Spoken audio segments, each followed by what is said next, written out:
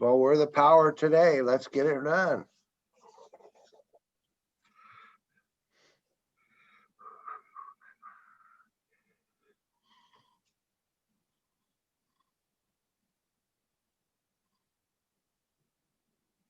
Cindy Becker. Yeah, belated birthday.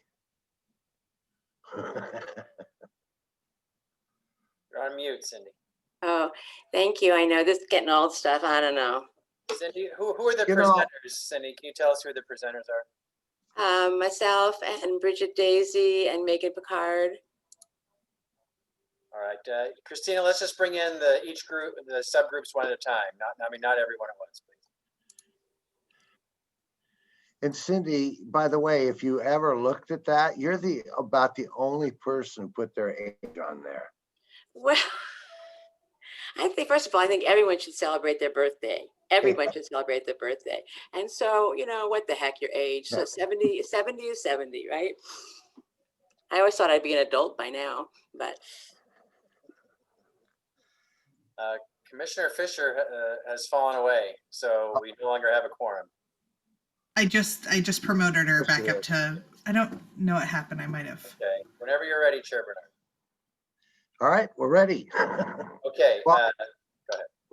Go ahead. I was just gonna say, welcome to the November 10th afternoon policy sessions.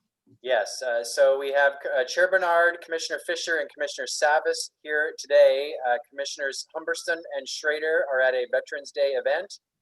So we do have quorum, yet we only have quorum till 3 p.m. today. So I'm going to ask this session to be as efficient as you can. I need you to cut your time, please, for the whole session. So please do your best. I know it's a very important topic, but we will lose quorum at 3 o'clock. So we're going to truncate today's afternoon sessions. So commissioners, this first session is once again an update on your performance Clackamas goals. This one, your goal of grow a vibrant economy. You will hear about 3 of your priorities that fit under this main goal.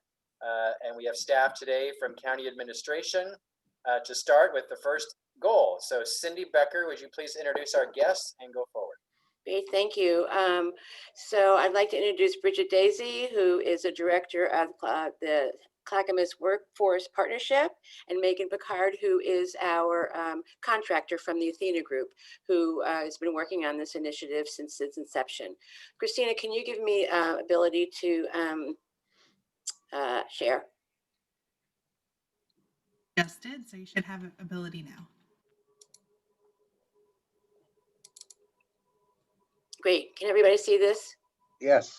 Okay, I'm not going to go over the team members. I think the thing that's really important for this project, for this metric, is that the county is really in a very different role than it is in the other metrics. We are not leading this.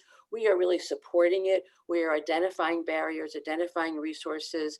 We're working on evaluation and helping to bring people to the table. But this is really about local communities identifying their issues and identifying solutions to them. So, you know, we're really kind of staying a little bit behind, trying to continue to push, but really not leading it. And that's really a different role for the county. So in terms of metrics, they are really going to be the result of what the 3 individual communities are coming up with. Again, they are Estacada, Canby, and a portion of Milwaukee. Through Megan's leadership, and certainly with Bridget coming on board, they have been convening pilots, the pilot labs. Obviously, there's been a hiccup with COVID, but they are still continuing to meet with folks remotely. They've also done some equity training locally, and they've done some equity training with the county. So it's been very successfully received, and people are really interested in that. I'm not going to go over each of the activity plan because I think you can read that yourselves. The one thing that I think is also important is that we have transitioned some of the leadership from the Athena Group to CWP, and they in turn have brought on some local partners to work with those communities, which I think is absolutely terrific, because we really, in the end, want the local communities to own this process, to own the product, and to own the solutions. So bringing people who know the communities and work with them has really been very helpful. So Bridget, if you could talk about what's working well, what the barriers and challenges are, I think that would be great. Yes, definitely. Thank you so much, Cindy, and thank you, commissioners, for letting us share a little bit more about this work. So to Cindy's point, each design lab has identified its test or project design and is currently working on rolling out those plans to be completed by the end of this calendar year or shortly thereafter. And just to give you a little context, the Canby community lacks knowledge and or is feeling the feeling of true inclusion, navigating available resources. The goal is for community service providers to collaborate to ensure resources and opportunities reach everyone by intentionally breaking down existing language and cultural barriers with consistency, clarity, and respect. The project will be to map at least 3 service providers, most likely housing, their intake process across organizations to identify ways to make for a better customer experience. The Milwaukee community's childcare is inaccessible, and as a profession, low wages, long wait time to be licensed. The pipeline is challenging. Service provision is expensive. As local wages are low, parents must choose between working and paying for childcare, which really impacts our women in the workforce. The goal is to develop and present a local employer-supported model of childcare as a public-private collaboration for investment. The project will create a blueprint, proposal, or guide that outlines how a local employer-supported public-private childcare partnership could take place and share with the Milwaukee area employers. And then last but not least is Estacada, which is really, in addition to COVID, has really been reeling from the wildfires. And that community has a variety of community enrichment and advancement opportunities throughout multiple organizations, and these opportunities are not well utilized by subpopulations with less awareness and access. The goal is to support and connect all community members in training and networking support. The projects will provide training to community members on how to utilize Zoom and work with the Estacada School District Canvas distance learning tool. Although the training will be open to all community members, 2 community subpopulations with less awareness and access will be targeted, and that includes the Latinx community and parents of children in the Estacada School District. Spreading the word about the initiatives and growing understanding will be a key priority for communications and outreach in these next several months. And the community resource team will be convening this next week and in the next couple of months to identify long-term plans and ways to continue support even beyond the initial investment from the county. And that wraps up my point. So one of the things I think is important that we're doing differently than other places, oftentimes when you hear people say they don't know how to get to resources, they get lists, they get directories, they get long lists of services. It's also like when people get on the Oregon Health Plan, they get a card. What we found and what we're doing differently is it's great to have that information, but people don't know what to do with it. They're getting a whole list of providers and they don't know the first thing to ask. They don't know the first thing to bring with them. So we're really working on, with these groups, on helping them understand how to access the services. I think for the first time, Canby said, we're not looking for more resources. We don't know how to get them. And or when we try to get them, we don't feel very welcomed. So that is a really different way of attacking this issue than just sending out directories. And I think because of that, we're going to have much more success. Those communities are going to have much more success in being able to access the resources that are there. And so I want to comment on that because it really is a different approach. And I think it's going to be a much more successful approach. Any comments about this? Okay. The last piece that we do want to mention is that we will talk about it more formally next year when we get into looking at the strategic plans. But, you know, when we first got into this, we really didn't know much about it. And so The initial, the current metric talks about 75% of participants have experienced improvement in financial stability and access. And we want to change that to 75% of the participants in these projects report easier access to services and programs relating to their to assisting with their financial needs. That really is the core. Even in Estacada, when Bridget talked about the services, it's kind of teaching people how to access Zoom, how to get to various things that quite honestly, many of us take for granted. So we really would like the metric to be reflective of, now that the programs have identified what their issues are and their solutions, we want the metrics to more closely align with that.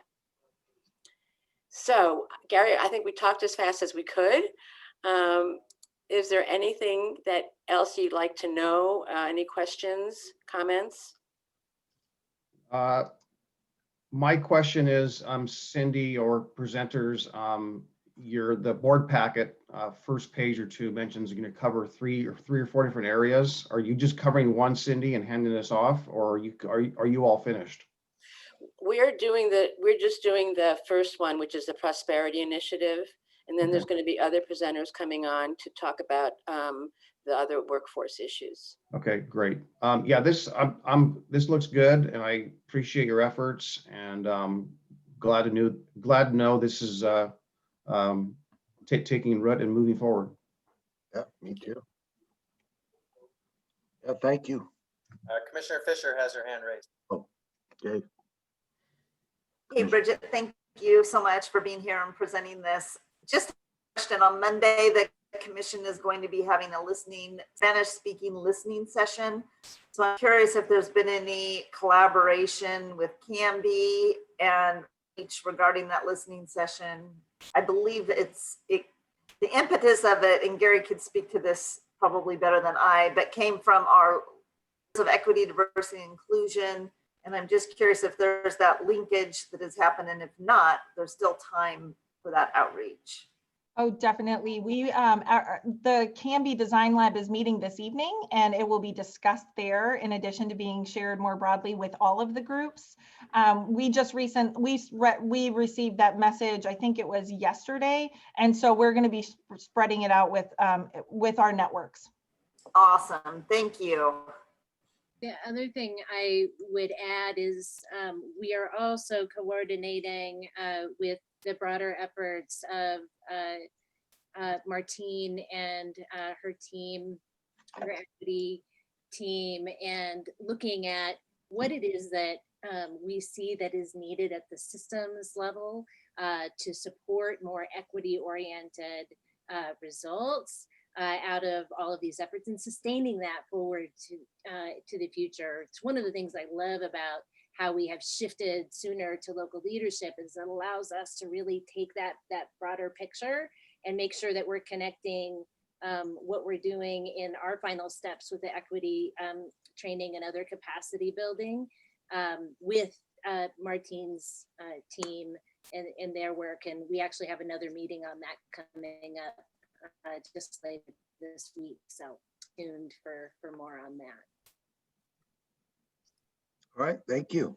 Great, we're done. All right, thank you. So we'll bring in the next team now to talk about the workforce goal, and maybe Christina, we just bring everyone else in for the next two, since it's mostly the same people.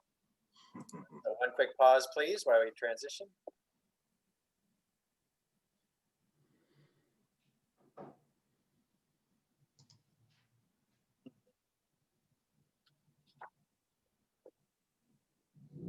Gary, right when they brought me in, it cut out in terms of which goal we were talking about next. Oh, now I know, it's workforce. Okay. Workforce next, yeah. Okay, thank you.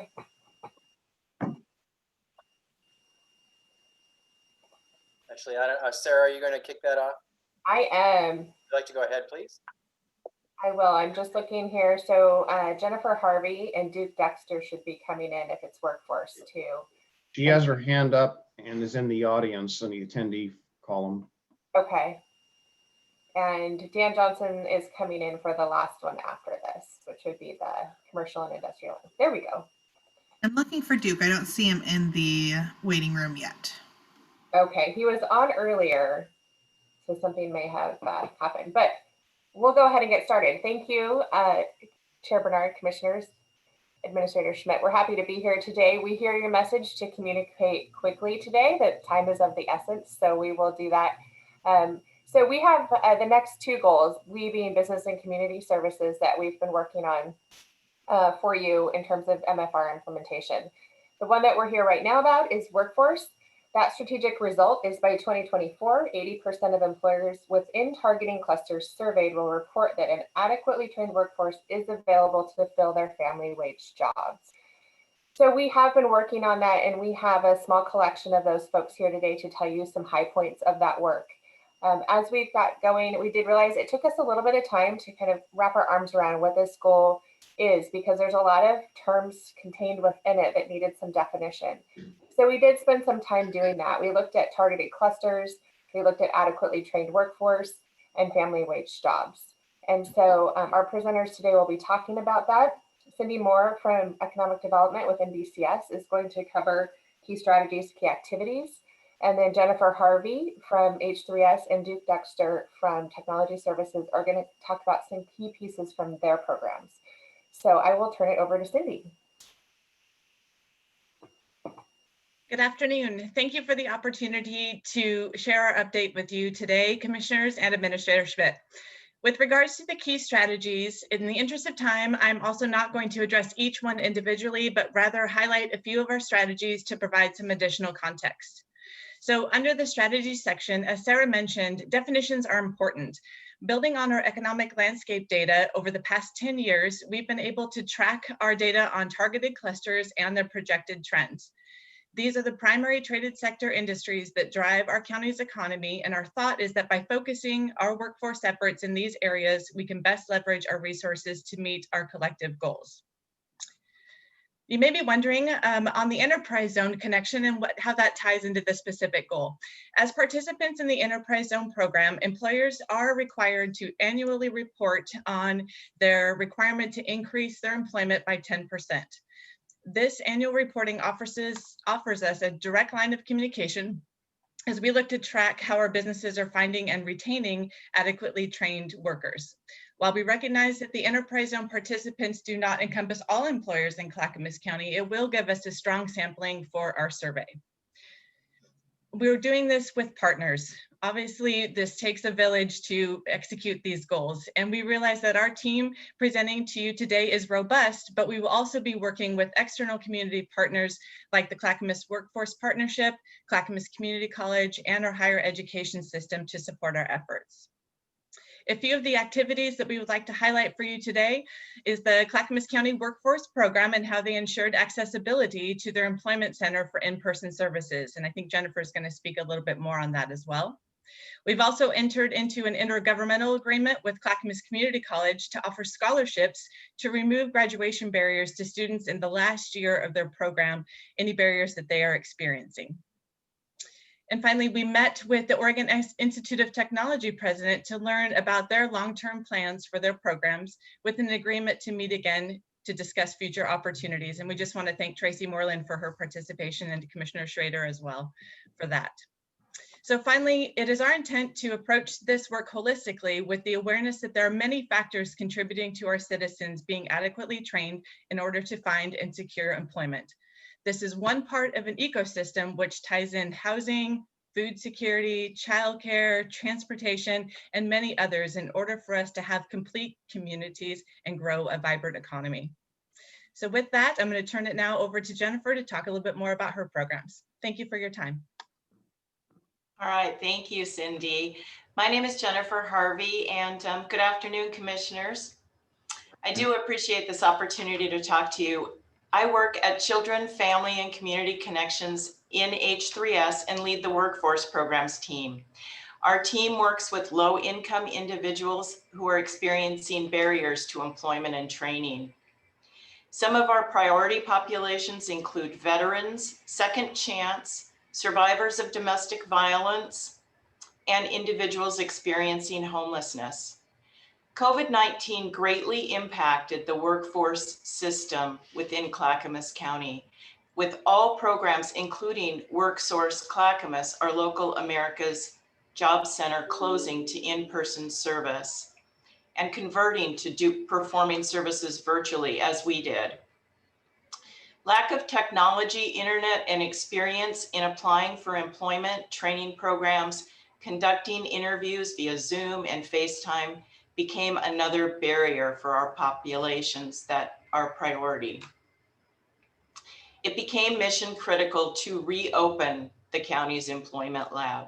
And with the help of risk management and facilities management, we were able to reopen on July 20th. Since that time, we've served 146 client visits in our lab. We have many activities that are collaborative that we've listed in our packet, and I wanted to just highlight a few. We assist in providing referral and information as part of the CWP project to provide access to information and referral services to the public while WorkSource is closed. Many other workforce partners are participating in that process and that project. During the wildfire emergency, we used our texting platform to continue to communicate with our clients and push out county emergency warning notifications, access to the evacuation map, and air quality warnings to our program participants. We partnered with the GO teams who are visiting the evacuation sites and the fire resource centers to connect with individuals that are experiencing employment or unemployment needs and refer them to our team for assistance. I was asked to share a few client success stories as part of this to show how our work really aligns with the county's investment in performance Clackamas goals. And one story actually just happened last week, and I wanted to share a little bit about it because it really conveys how this partnership works. We had a young man come to our parking lot because he heard from a roommate that we had assisted him. And it just so happens that a local Clackamas County employer had contacted us needing employees. This local employer is assisting with the cleanup in Estacada and Malala of the wildfire damage. And so we were able to connect that young man with the employer. Interestingly, they came to our office and interviewed this young man within 45 minutes of our call. The employer is actually a graduate of our program. He came through our Second Chance program. And so it was just very exciting to us. He also is earning well above the living wage target that we've set, and his employer is offering him additional training opportunities. We've also partnered with the Ant Farm to create several paid training opportunities for processing rent relief applications. And several of our program participants are now benefiting from that rent relief. Their employment was affected by COVID, and they're also receiving paid training and assisting our county with housing. Two of our current program participants who are both working, they are working, but they are interested in career path employment. One is interested in pursuing a GED with the community college, and we've made that connection. And another is interested in working with women in trades so that she can become connected with the IBEW to become an electrician. Both programs are now online, and so we've now partnered with the Oregon Employment Department to obtain computers for those participants so they can continue their training and progress. This is really fun and exciting work, and I want to turn it over to Duke to talk about technology. Good afternoon. So first, my apologies for joining late. Part of technology is actually being able to learn how to be able to operate it, and you have to click on right buttons, so that's my bad. Thank you for your time this afternoon. My name is Duke Dexter. I manage the Clackamas Broadband Exchange, a part of an enterprising program in the Technology Services Department. We manage a 350-mile dark fiber network in and around Clackamas County. For me, no bias here whatsoever. I think in growing a vibrant community, connectivity is the number one issue to be able to grow a vibrant community. And that, to me, begins and ends with broadband. And so I think this is kind of a key initiative for this strategic goal. Things that we've been able to accomplish up to this time, again, 350 miles worth of dark fiber out, kind of in and out around Clackamas County, that it is open and accessible to anyone that would want to be able to utilize that.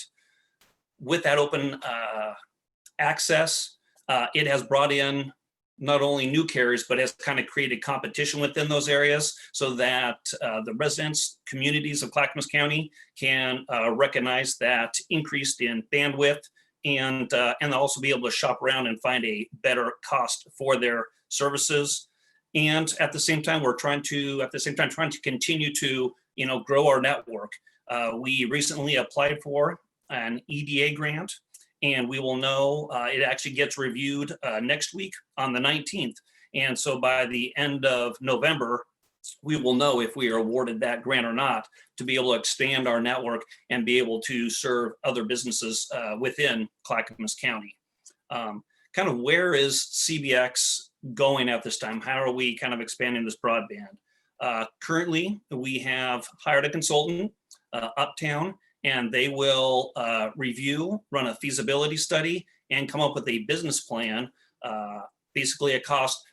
What will it take to provide connectivity or higher streams of bandwidth to all residents and businesses within Clackamas County? And we should see that the first part of calendar year 2021.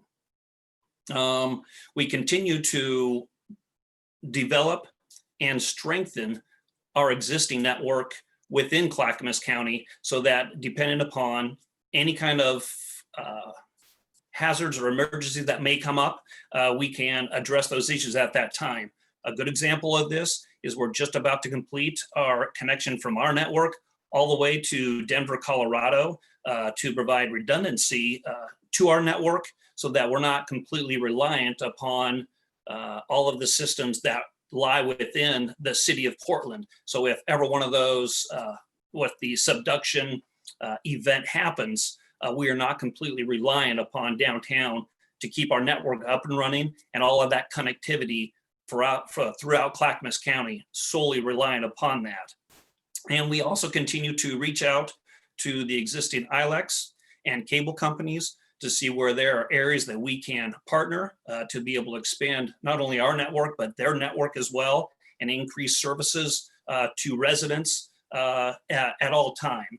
And a couple examples of that, obviously during this current pandemic, CBX was able to partner with Clackamas ESD and several school districts, and we created approximately 10 free Wi-Fi hotspots throughout Clackamas County. If by chance a resident didn't have decent connectivity, they were able to go to one of these spots and be able to connect for free and still stay alive and stay connected. Other times we've been able to, as we receive calls from residents and they're having issues, we've been trying to and have been successful in working with our partners to be able to get them greater connectivity. That happened up in the Sandy area. A mother had called, had 5 children, and she didn't have adequate broadband so that they could do distance learning. And so we partnered up with the city of Sandy. They actually had somebody climb a tree, cut off limbs, attach a dish to the tree, and then we ran an Ethernet cable back to their house. And now this mother with their 5 kids are all learning from distance from their house and being safe at the same time. So as we move forward, we will always continue to look for grants, other ways to be able to expand our network, expand services, and then of course, always looking to partner with anyone that wishes to provide these services within Clackamas County. And I think with that, I'll turn it back to Sarah, and thank you for your time. Thank you. Thank you, Cindy, Jennifer, and Duke. I just want to leave you with 3 quick things to close this conversation, or our presentation portion, that is. So one of the things you'll notice in our packet is there's a recommendation around the term adequately trained, to consider changing that to adequately prepared. And it was really eye-opening for me as our larger group met to learn that employers are saying they don't need a specific skill set in the workforce, but what they need are people with basic foundational skills. And so as we continue to work on this goal, we'd like to just put that thought in your minds as we move forward, that key things like communication skills, willingness to learn, ability to show up, those things are what we're hearing from employers are really critical. And then they can train them to their specific programs. And so we will be infusing that into our work. I do want to thank our larger team who are also on this observing today. It's an awesome team of folks who have contributed a lot to this conversation already. And then thank all of you for giving us this opportunity, because it's really brought us together across the county in different departments. And we've worked together in the past, but I think it's going to bring this to a new level as we approach this from a one county perspective. And I think we're all excited about that as we're getting this going now that we've done some foundational pieces. So that is it for us, and we're open to any questions. Any questions? Paul? Yeah, all I have is a comment. I support that word change, Sarah, to prepared. I mean, that makes sense. And as an employer, I can tell you that that's a big deal. Those basic needs, that people are there, they're attentive, they show up, so on. So there always is some customized training that every employer will often provide their new employees. So unless you're getting into some specific industries and they're looking for something, or we have a certain technological sector that is in dire need of training, maybe there's a way of growing that as a separate avenue in the future. But for now, I think prepared is a good word change. Great, thank you for that feedback. So we're not making any changes today, but that will be done in January when the board reviews the goals. Thank you. All right, any other questions? I don't see any, thank you. Okay, so one more to go, and it's most of this team. So go ahead, Sarah. Great, thank you. Now we're going to switch folks a little bit, and we're moving into the commercial and industrial lands goal. So I was going to pull that up here on my side. So this strategic result is by 2024, 80% of businesses that pay family wage jobs seeking to locate or expand in Clackamas County will find serviceable commercial or industrial properties that meet their particular business need. So this afternoon, I am joined with Dan Johnson, our DTD director, and John LaGarza, our economic development coordinator, to talk to you about this goal and the work that we've done here. Like the goal we just talked about, we did spend some time defining terms. Our teams, you can see we have a trend with the BCS-led teams. We want to really understand the goal that we're working with. And so we broke out the terms because we wanted to make sure that we were operating from the same basic playbook. And we looked at what surveyed meant, what family wage jobs meant, and then serviceable and industrial properties. So in general, we agreed that we're talking about serviceable lands in the unincorporated portion of the county. And we're talking about properties that have access to services already, CBX, sewer, water, transportation. And then we have some general strategies we've started to brainstorm as far as how to approach that. So John LaGarza is going to give you a bit of an overview of those strategies. And then we'll just look at the goal and any other questions. So John. Yeah, thank you, Sarah. And good afternoon, Commissioners and County Administrator Schmidt. Pleasure to be here and talk about this item this afternoon. Just to echo Sarah's points there with the MFR team, I think our team really, understands and recognizes the infrastructure constraints due to the topography and the geographical distances on sites outside our UBG zones. So really, going back, we're talking with the team and focusing on our existing infrastructure, right? That's within the unincorporated areas, the I-205, the 212, the 224. That's where we have infrastructure that's available. And we have the capacity of the existing sewer, water, power, natural gas, and it's a lot more advantageous for us to focus on that area. It's kind of known as our gateway corridor, and it's a place where the county can leverage our assets to retain and attract businesses and to provide a sustainable growth in our community, right? And continue to refine that process there. This proposed project kind of looks through the lens of what it would be for greenfield cost, expansion versus opportunity to really repurpose and recycle some of our employment lands around our gateway corridor that can attract that commercial investment into this geographical area. I believe our MFR team aims to further this study area to understand the full economic impact to the future investment in the corridor there. And lastly, due to the COVID-19, we also recognize that there's been a shift in distribution of manufacturing and commercial properties. The large empty boxes which are located in the corridor, such as the Pennies and Sears, those can be a right opportunity for the county to repurpose or recycle property to attract industries that pay living wage jobs in our county. I think the study can help us provide an actual information in creating a prospectus to target the clusters such as high tech, advanced manufacturing, healthcare, and distribution for this area of Clackamas County. I guess I'd With add that. just one quick comment about that. You know, obviously, I think with the impacts of COVID-19 and business not quite being the same as usual, I think there's other opportunities that have presented themselves. And while we not only are looking for greenfield expansion and the costs associated with that, how do we meet those costs? Again, to emphasize John's point, there are other opportunities that are presenting themselves. We are getting a lot of interest in, and I think the term you used, John, was recycling or repurposing these lands. And there is a lot of interest not only in the commercial market right now, but also the industrial market and the unknowns associated with our office market.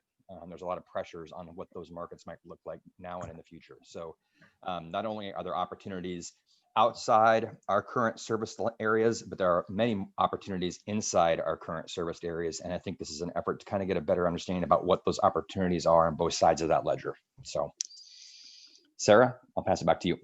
Thank you, Dan. Yeah, we definitely, you know, that's one of our strategies is, you know, analyzing those opportunities and taking advantage of existing properties and infrastructure. So we certainly want to do that.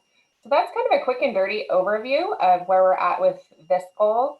You know, are there questions? Well, one thing I wanted to ask is, so I assume that we're still considering those employment lands or industrial lands, not changing the overall purpose of the land to be employment or industrial. I'll take that real quick. I don't believe this effort will look to change that. It may diversify some of those and get more specificity towards certain market pressures that we're seeing. But I don't believe you're going to see any seismic shift to repurpose those lands. All right, thank you. Paul? Yeah, I just want to say, I think one of my biggest lessons in my business life was realizing that what my vision was for a particular service or product may not really be what the market was really asking. So basically, what was the market telling us or telling me? What do they want, and how can I best help?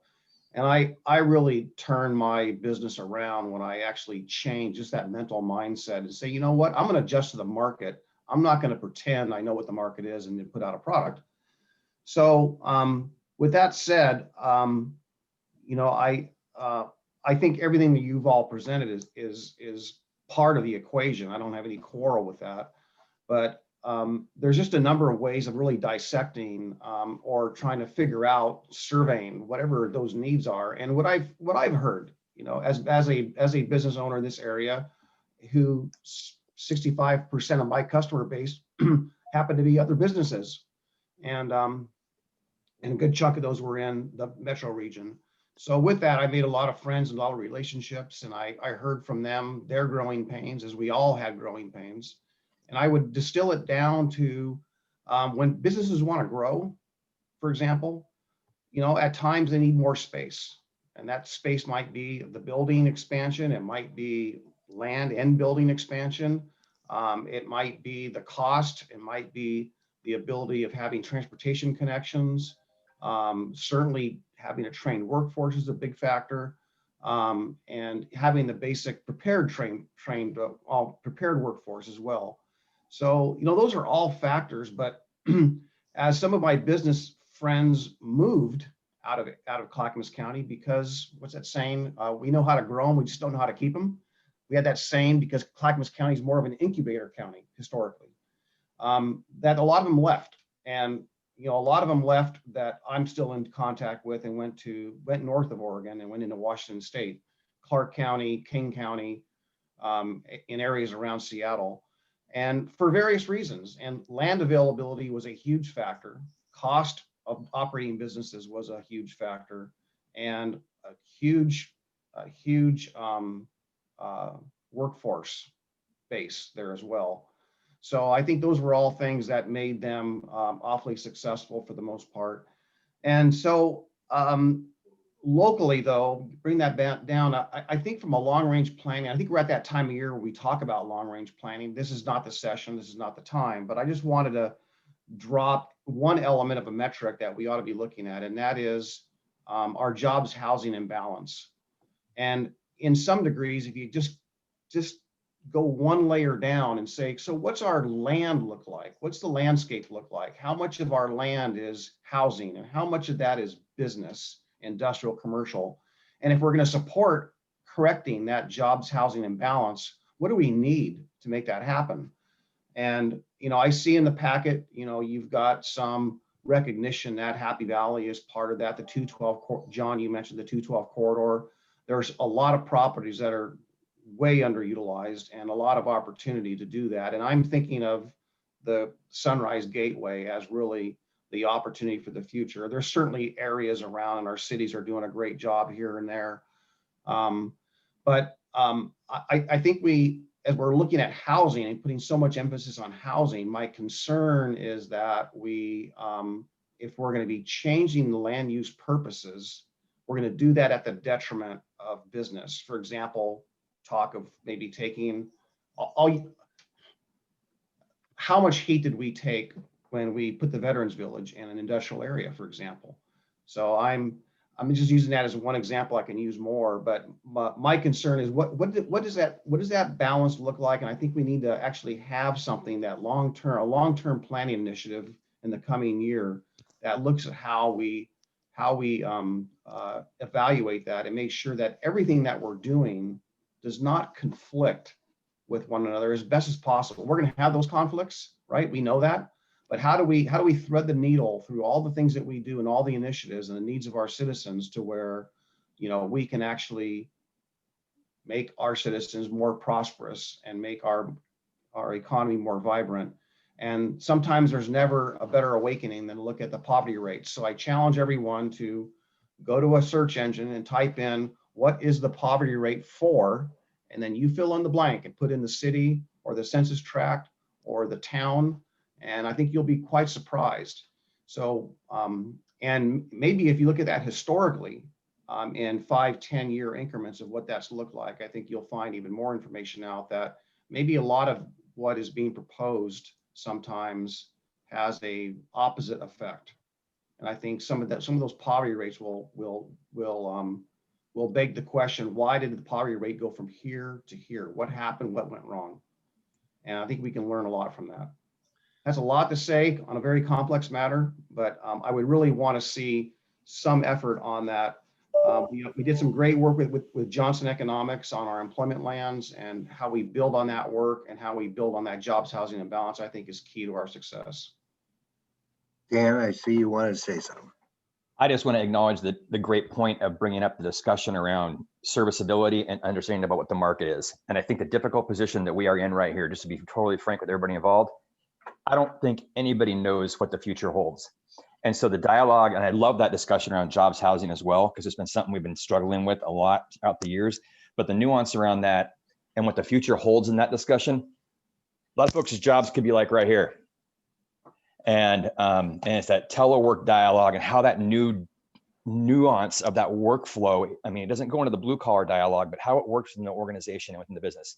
And I also want to go back and do just raise one topic. This strategic result is really big.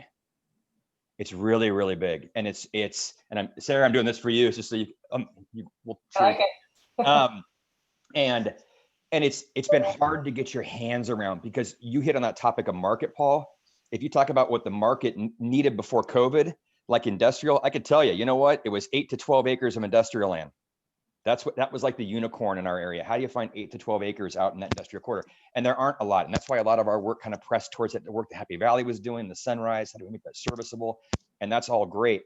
The discussion around the commercial dialogue really focused on On marketplace, where was the market that commercial was trying to provide, and was there a market to support it? And then the office just was kind of growing and verging, and the nuances around the office market. We're trying to get our hands around what this pandemic has done on all those aspects. I don't think it's taken away from our effort to try to get more available lands on the industrial side. I think that's an important aspect to it. It's also refocused our vision to really look at those zones, opportunity zones that BCS has established, or economic development has established, and the board has established, to see how you repurpose those areas, mostly for that commercial stuff. How do you, I'm not going to mention any names of any businesses, but if you think about a lot of the businesses up and down like the 82nd corridor, there are seas of asphalt there. And it's like, how do you repurpose those? And how, because they're already serviceable. It's not, I mean, we're not spending public dollars to provide serviceable land. So it's just a difficult balance on both of those. So we're trying to collectively kind of get our hands around all of that. But we'll be excited to report back and have a discussion in January. Yeah. I'd like to add, I mean, a good example is Bob's Red Mill. Bob's Red Mill started in Milwaukee, just a little place. He wanted to do something. Milwaukee was flexible, allowed that to happen. Bob moved into another building, then another building, now a huge building. His success was because we were flexible. But the other big advantage that Clackamas County has is our tax rate is fairly reasonable when you compare it to the county just to the north of us. And I mean, when I was mayor, I went out with Cindy and we would steal businesses to come to Clackamas County because our tax rate was so fair. And so there's a great opportunity, but Paul's right. The sunrise will be the key to Clackamas County's future because there we can create the jobs housing balance that we've been talking about for 20 years at least. So hopefully, I told Lynn Peterson, the transportation measure failed. And I said, if you gave us the sunrise, I think it would pass in Clackamas County. And so she didn't respond, but I hope the sunrise is, I think it's the key to opening up a lot of job opportunities, industrial lands, housing, a place we can do that jobs housing balance that we need to do. But it has been a goal a long time and nobody that I know of has yet to achieve it. Paul?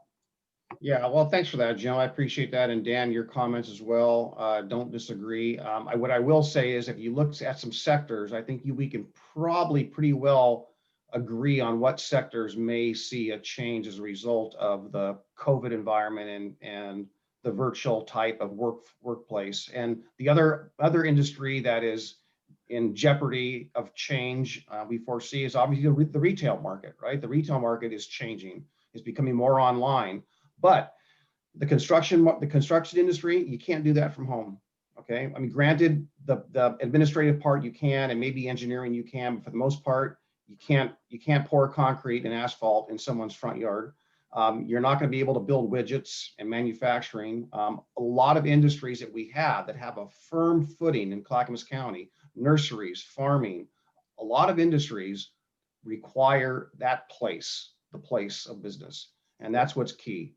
And that sometimes means expansion or transportation or all those things. So we can find out what the businesses need and what they need to be successful or what they need to encourage them to move here, whatever it may be. I think that is the best way we can figure out what the market is telling us or should be telling us or what we want to hear and set our citizens up for success. Thank you. Any other questions or comments? All right, looks like, thank you all very much. Gary? Thank you. Thank you, team. So we'll move on now to the next policy session, which is noise ordinance amendments. So we'll do a quick shift here of staff.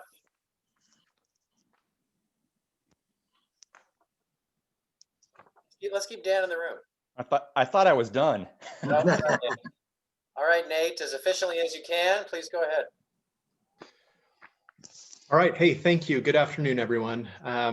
We're here to talk about noise variances. And so If this sounds familiar, it's because this is the latest step in an ongoing project to update the county's noise control ordinance. And as you probably recall, the board adopted really substantial updates to the noise ordinance last month. So thank you for your support and your efforts on that. But as part of that, you gave direction to staff to continue work on the portions of the ordinance related to variances. And just so we're clear about what we're talking about, variances are an opportunity for an applicant to be approved to exceed the standards that's set out in our noise ordinance. And the concept of variances, at least as that term is used in the more traditional planning context, is really meant to provide relief where there are highly unusual or extraordinary circumstances, or where extraordinary hardship would result through the strict application of our noise control standards. So that's what we're talking about when we're referring to variances. The code currently contains criteria related to approval of variances. So it's not like we're adding something to the code. This is something that already exists. But as you may recall, when we had our prior policy sessions to discuss the noise board, the noise ordinance generally, the board had some specific questions and concerns around how variances were being processed, and in particular, the notice associated with those variances. So again, just to sort of focus our discussion today, that's really what we're here to talk about. So to hopefully better respond to the concerns that the board had earlier, we arranged meetings and check-ins with representatives from the Sheriff's Office and DTD, along with Administrator Schmidt, to identify issues with our current variance provisions and to recommend revisions to the ordinance that would address those issues. And the parties that I mentioned were important because the Sheriff's Office is currently vested with authority over noise variances, and as you'll come to see, DTD is an active participant, and we're proposing to potentially move those variance or that variance work over to that department. So as a result of these check-ins in the meeting, the group that I just mentioned did identify really 3 specific issues that should be addressed as part of any effort to update this portion of the noise ordinance. So I'll go ahead and cover each of these issues briefly, along with the recommendations that the group has in terms of how we propose to address each of those issues. And hopefully that will help us take smaller bites out of this discussion, even though it's not overly complex. At least I don't think you'll find that it is. So the first issue, this really relates to whether the Sheriff's Office is the best department to be processing these variances in the first place. So that's something I obviously alluded to earlier, but right now the Sheriff's Office has enforcement authority regarding noise violations, which is in line with, I think, what you'd expect, typical duties and responsibilities of the Sheriff's Office, at least what we normally associate with Sheriff's Office type work. The current code, however, also gives the Sheriff's Office an administrative review function to evaluate these variance requests and to decide whether those requests meet the criteria that's set out in the code. So that's what we're talking about. And it's this aspect of the work. It's not something that the Sheriff's Office is really accustomed to doing. And it's more in line with something you might expect to see from the Planning or Building Division in DTD. So recognizing that, the group reached some consensus on a plan to transition this work from the Sheriff's Office to DTD at the beginning of next fiscal year. So we heard some discussion around that at our last session with the board, but this is now the formal proposal that the group has reached and that we're presenting to you. So in terms of amendments to the code, what that means really is not a whole lot. We just need to remove the specific reference to the Sheriff's Office that's specifically set forth in the code. And in this case, what I recommend is identifying the county administrator, really just substituting out the Sheriff's Office for the county administrator as the responsible entity for evaluating those noise variance applications. Because the administrator can then designate the appropriate department from there to be responsible for the work. So that's really the first issue that we discussed. So maybe now's a good time just to pause, see if there's any questions on that particular aspect of our proposal, maybe see if there's consensus around that, and then we can move on. Yeah, I'm good with that. I'd like to add then that, does that mean there's more room in the Sheriff's Department for dog shelter? We don't want to give up the dog shelter. I haven't heard that before. Well, Oh, Yeah, I concur. I think, this dates back when Don Krupp was the administrator, and I thought that actually with a few tweaks, we could actually fix this element of the variance without not a lot of work. So I don't think it's complex. And the ideas that both Don and I seem to agree on, even the sheriff, as far as that does need to be in my office. I agree with them. Let's move on. Yeah. So real quick, Nate. I mean, fundamentally, there's 30 of these a year max. There's not a lot of them. So I mean, within the scope of our process and our ability to coordinate on some of them, some of those requests relate to work done through construction, as you can see, as Nate highlighted in the materials, which we would have a little bit more understanding of than possibly the sheriff's office as well. So that's all I got. Tanya looks like she agrees. Okay, great. Great.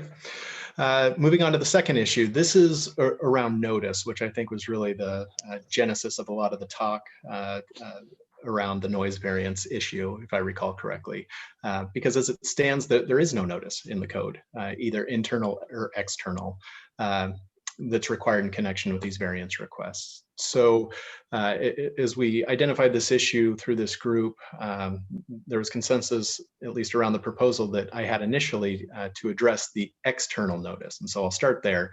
And what we're proposing is a requirement related to on-site posting, which would give notice to those in the area that a variance had been approved and would provide contact information for the person identified in the variance application as the responsible party. I'll just say that this notice has been used in other jurisdictions. It appears to be a relatively effective and economical solution to an issue around notice that currently isn't addressed in our code. So that was the proposal we had for external notice. Shifting to internal notice, and what I mean by internal notice is notice that's provided to other county departments, the board's office, county administration, so on. Internal notice, what we're proposing is no change to the text of the code. Instead, our proposal would really rely on internal policies to govern this type of notice. And this is for two reasons. One, internal notice is not something that we require in other areas of our code. Our code establishes procedural responsibilities typically associated with the external notice that I highlighted earlier. And the problem becomes if we have internal notice that's really a self-imposed mandate, if that exact notice isn't provided, it could undermine the prosecution of noise variances in violations. And I don't think that's really the intent of what we're trying to get at here. The other reason that we propose internalizing the notice requirements is that with the transition of this work to DTD, the group thought that there'd be a better chance that the expertise in the processes that DTD already has in place in terms of processing similar type requests will lead to more effective communication of the existence of this request. So again, maybe a good time to stop, take some questions, because I know that notice was an issue that came up earlier, but those are really, again, kind of the two proposals, if you break down the difference between internal and external notice that we propose as part of this proposal. Paul. Yeah, Nate, thanks for actually breaking that down into internal and external. So on the internal side, and I say this with my memory of the application that someone who wanted a variance would fill out, and our language of the ordinance that currently exists, that it provided an appeal period for the Board of County Commissioners to appeal that decision. So, and it had to be, I forgot, it was 2 weeks or something like that. The Board of County Commissioners have 2 weeks to do that. But we saw we saw applications being dropped. I'm going to exaggerate only to make my point, but if today's Tuesday and someone wanted a variance for Saturday, in the previous setup, people ignored all those timelines, right? The application could be put before the sheriff's office, they'd approve it, and there's no appeal period, there's no notice period. There's not a real appeal period because there's no way or communication between that application, the request, to the Board of County Commissioners for any kind of appeal. So that was a problem right on the onset, is that the application or the process should say, or make sure that there's enough time for those internal processes to occur. You know, I just named one, and therefore, you know, the application, you know, can't be done. I can apply for it on Wednesday and get it 3 days later. That's not fair or accurate, or give the public the external notice. So that's one element. The second element is that the application also had at the time, you know, basically the neighbors nearby. Now, a lot of times there are no neighbors, and that point's moot. But when there are neighbors, or you're directly adjacent to a neighborhood or residence, and the applicant says, yeah, I gave notice to all the local residents, seemed to be a requirement because it was on the application, and they didn't do that, in fact, well, you know, that created a problem, which the one situation that arose that I'm referring to. So I do think that if you're within 200 feet and you're going to be working in the wee hours, or 200 or 250 feet of a neighborhood, that there ought to have some language on there that requires notice, not a burden on our staff, but that burden should be passed on and be able to be validated by our staff that the applicant actually did that. And there should be a fee associated with it. It shouldn't be our staff that have to do the work to notice everyone on the external side. On the internal side, that's obviously our responsibility. Isn't that what he said, though? It's an external sign at this piece of property that says notice. We have applied for a variance.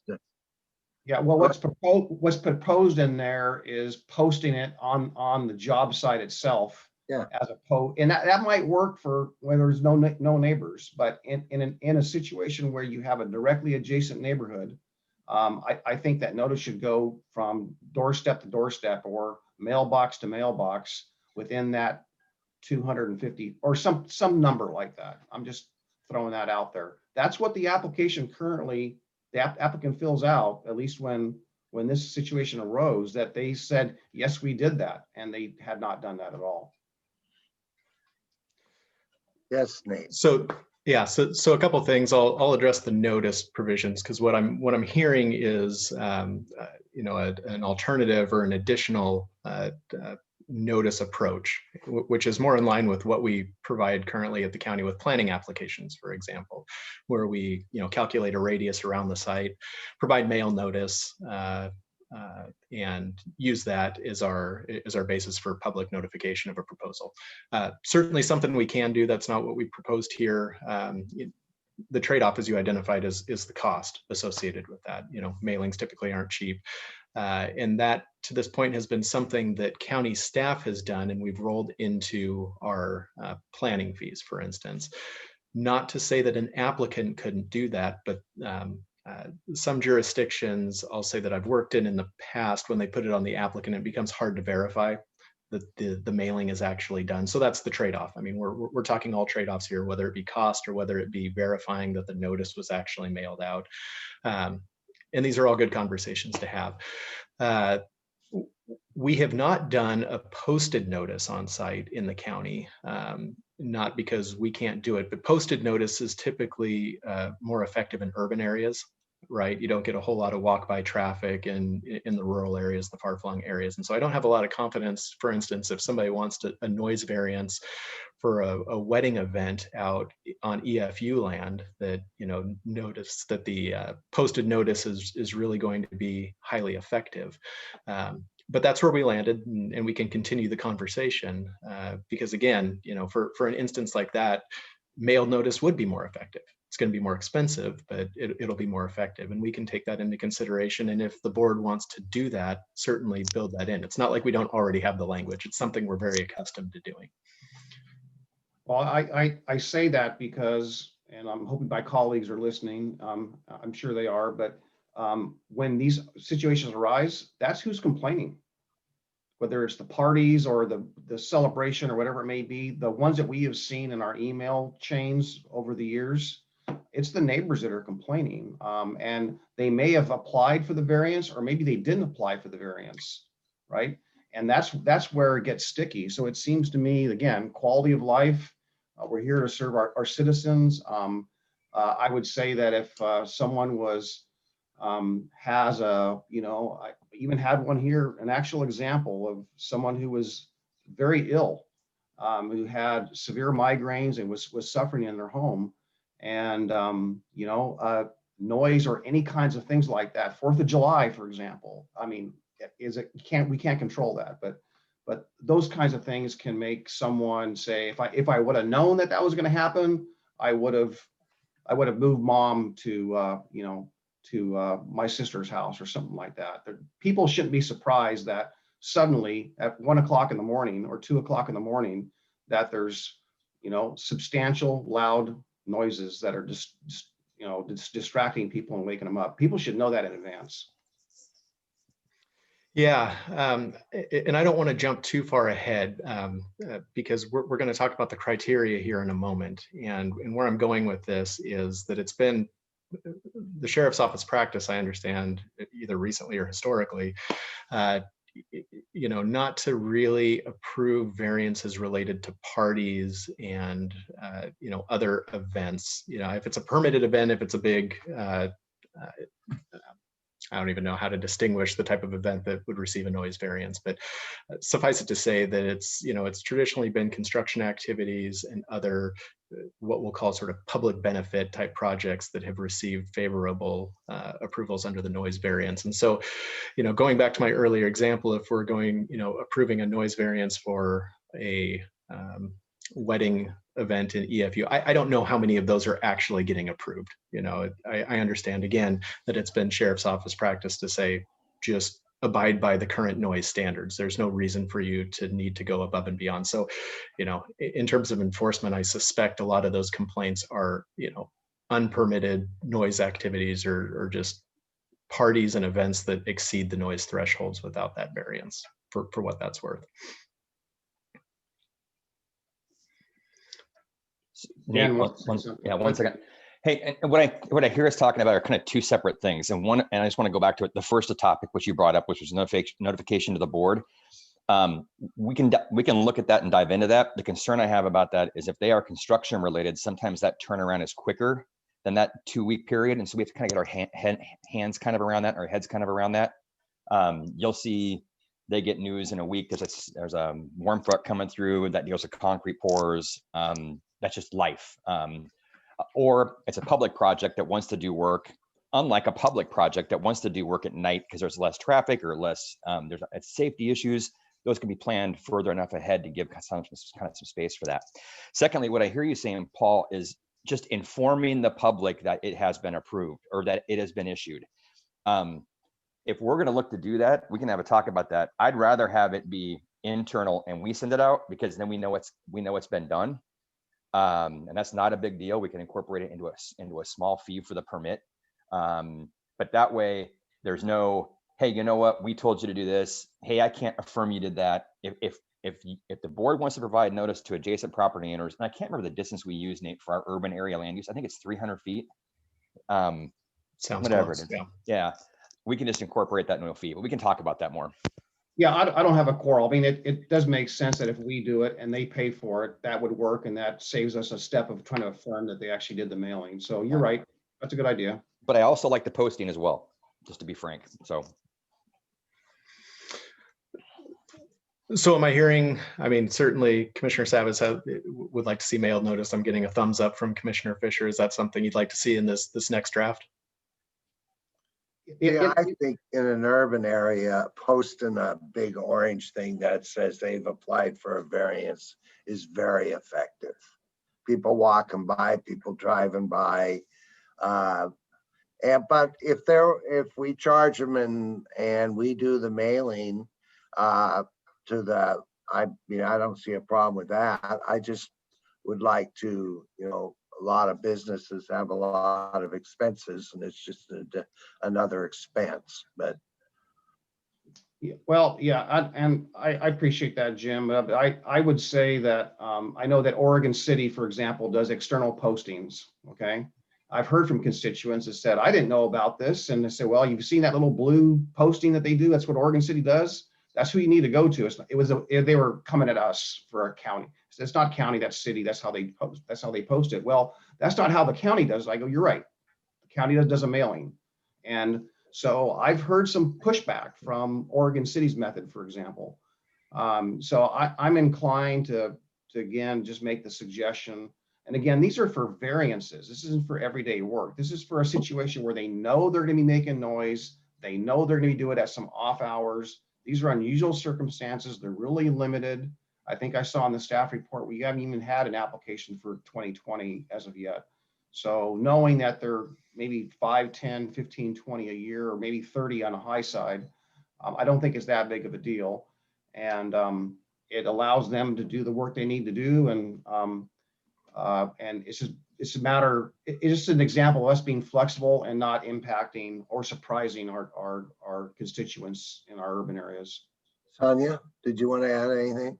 Yeah, I just want to take us back to, you know, cost recovery is what our values are and our principles here at Clackamas County. And just because we might recover the cost of the mailing, that still doesn't necessarily cover the transaction time costs of staff coordinating, organizing, doing all the work.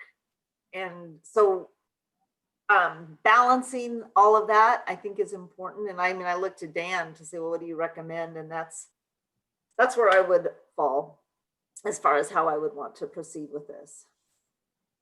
That is a very good point, Commissioner, because it does not, the cost is not just the labels. The cost is not just the paper or the envelopes. I mean, you start putting our folks to work on doing the notices and the labels. I mean, those permit prices are going to be what they're going to be. I mean, what would require us to kind of dive into, and we have that information around some of our land use permits, but I can't recall what our cheapest land use permit is, Nate.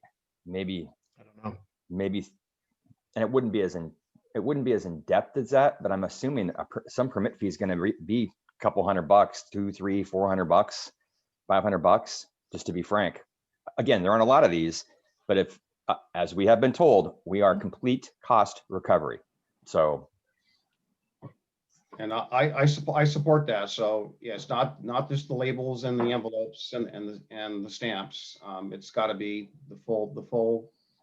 the entire cost scenario, labor, whatnot.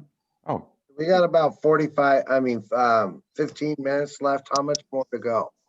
Not much. One more issue, and I had a couple comments just on fees, and we can leave it at that.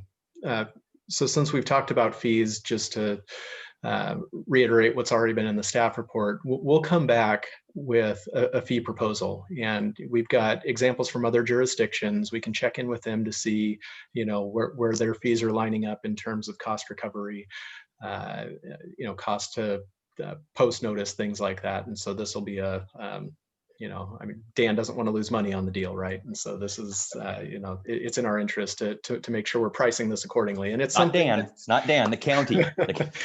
This is something that's perfectly, you know, usual and acceptable to charge for. And currently, the county isn't recovering any money for processing these variances, and so it's something we need to take a look at. The other aspect of this is that the board currently is vested with the rights to hear appeals on this, and there's no charge for anybody to appeal. And so that's a process, that's scheduling a hearing, and it's all of your time and staff time to make the presentation. So we really ought to have a fee associated with that, as well as we do with hearings officers' hearings and other similar actions. So that's something we'll be putting some thought to as well. And before I leave the notice and the fee discussion, right now, again, we're pretty skinny on process in our current ordinance in terms of variances. And Commissioner Savas alluded to this, that there is the right of individuals to appeal an approval of a noise variance, and that's currently 30 days, I believe. So we bumped that time up a little bit, but it's probably not enough. We're going to have to see how these things get processed with the transition to DTD.